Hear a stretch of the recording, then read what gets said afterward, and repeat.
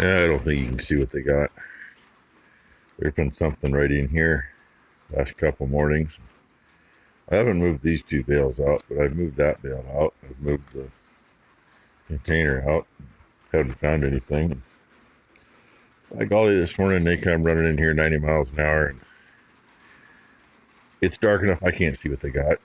I don't want to show the camera over there too much because, somebody's going to whine about it if they see two dogs ripping a rat up. But those two are good at that. I'm just hoping it's a rat and it wasn't one of my little friends. I don't think it was a weasel. It sounded like a big rat, this squeal. So I'm guessing that's what it is. So yes, the dogs do the weasel's job too. I'm just glad the weasel's here to get into where the dogs can't get to. Something like that.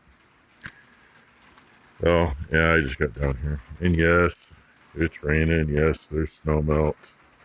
Yes, the dog stopped right in front of me so I can't walk through. And yes, it was a rat. Get right over the top but I can kind of see it. And so far, I hate the lulls between calves because there's no new babies in there. And I'm just going to guess that there's no new babies in here, even though there's still 3 or 4 cows that are, they were just as close as the ones that already calved. I don't know. I don't get it. I guess that's just one of the things that drives me crazy after calving out over 80 every year for quite a few years. And incidentally, we were doing that in about 70 days most of the time. And it just went boom, boom, boom, boom, boom. And you were always, every morning you found a calf or two. And then when we were, forced to cut down a wee bit, end up with them scattered all over because, I don't know. We're only one less bull than we had. We only ran 3 bulls with 86 cows. But we didn't have any issues. 1 or 2 open when we prig checked. And it flipped a quarter as to which bull it was from. So, it wasn't necessarily the bull. And we weren't spread out over 4, 5, 6 freaking months. That's what just drives me crazy. Sorry. Brain's just going crazy this morning. I gotta find the other guy's number to get feed. After finding out that the guy we used to get feed from, I can still get it from him, but it's a long trip for a little bit. Everybody just wants to shit this morning. I don't understand.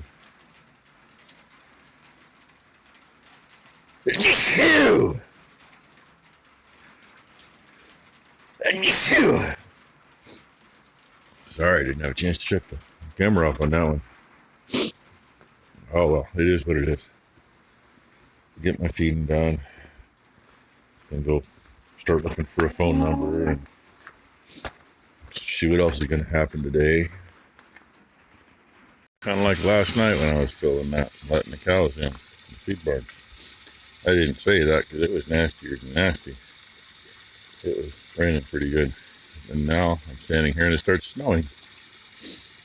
And yes, we still have a little bit of snow here and there. South side of the hayfield where the trees are up there, that's still good cover of snow. Kind of like the neighbors' houses over there. Their roofs are still covered because they're shaded by the trees enough when the sun's out. And down the road in the crossroad where we used to run steers, along the side road over there, that hillside is just about like that hillside there, except it's still completely covered. It's one of the last places that it disappears from.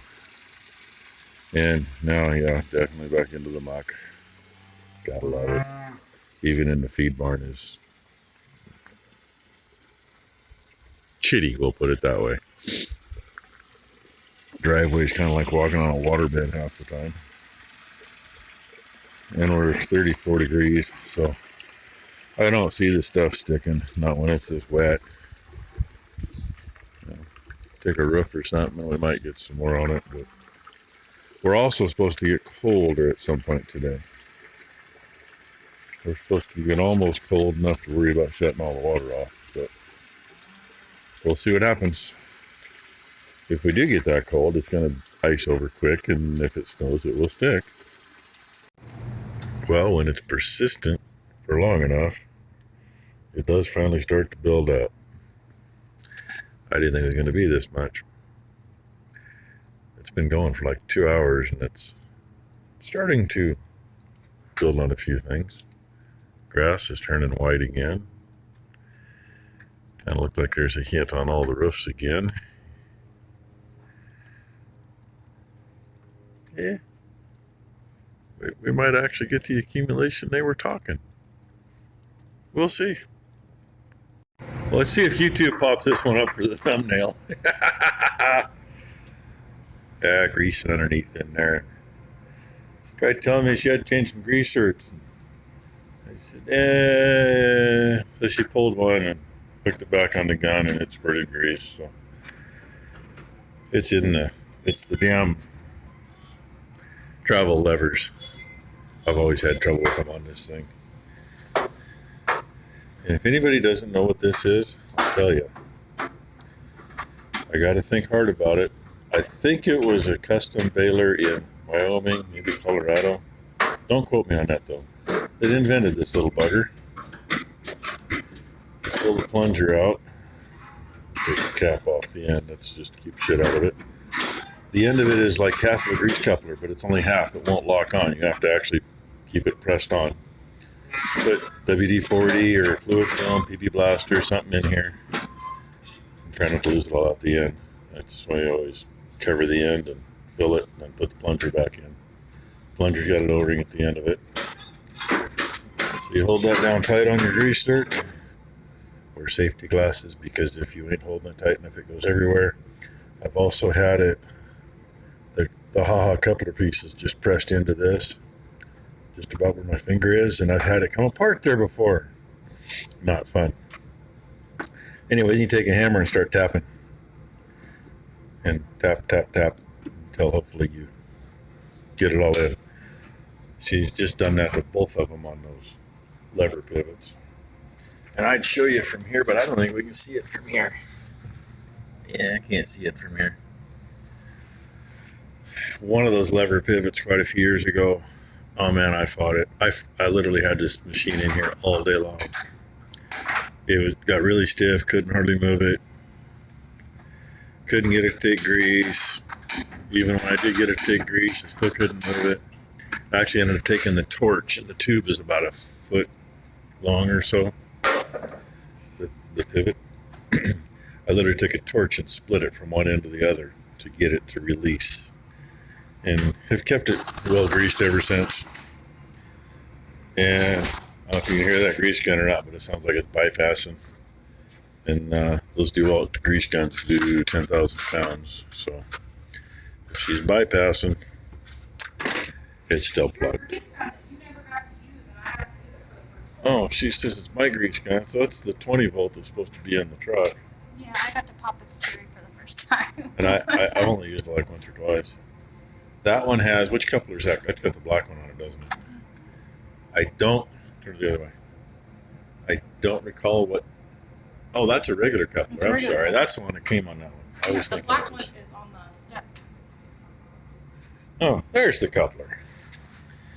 This one works pretty good. It snaps on, and then you pull that collar back to release it. It'll get into tight spots where... Don't use it on the arms of the big baler, though. she couldn't get them off. I love the Lock and Lube. Bought that one when they first came out. Absolutely love it. It's a love-hate relationship, depending. But note the different diameter. There are so many places you can't get the Lock and Lube, and if you got to get down inside something, the lever's in the way. They do make an extended one though. where the lever is like clear up here, but you still got the diameter issue. So things like, oh, these are all greased up here, but Those are easy to on get the to. excavator, all the grease zerks are in the end of the pin, and they're recessed, and you cannot get it in there. The ones that are hard to get to is like the one back here and this hole. Oh, yeah, this has some that are hard The to get to. holes that are the hard ones to get into There- the back because you can't. There is one in there. You can't clip and hold on to it very well from the outside and get your fingers in Yeah, there. lock and loop don't fit in there very well. If we had the extended one, it'd probably be fine there. But don't have one of those. Yes, little grease everywhere. Get right in there and get it on the camera lens. Anyway, so that's what we're doing before lunch. Yes, because I keep having to get you stuff. Every time I turn around, I have to go get you a screwdriver or a grease zerk or a wrench. And most of this machine isn't too bad to grease. That one probably gets it more often than the ones in front and behind it, Yeah, because that's it. because they are on.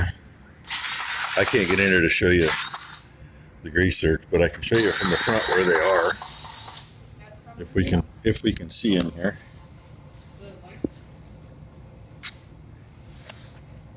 Okay, big cast housing comes out, and straight out the back, about where my finger is where it is. But if you notice how much room is not here, it can be done, but it's a bitch. Yeah, I think I was the last one that did it, but I think we cheated and. Well, usually when we bring this thing in to go through everything, we just put it on blocks, pull the wheels off. Way easier. That way you know. But I mean, I have, I've had the thing since '91, and until probably 10 years ago, I never pulled the wheels off to grease it.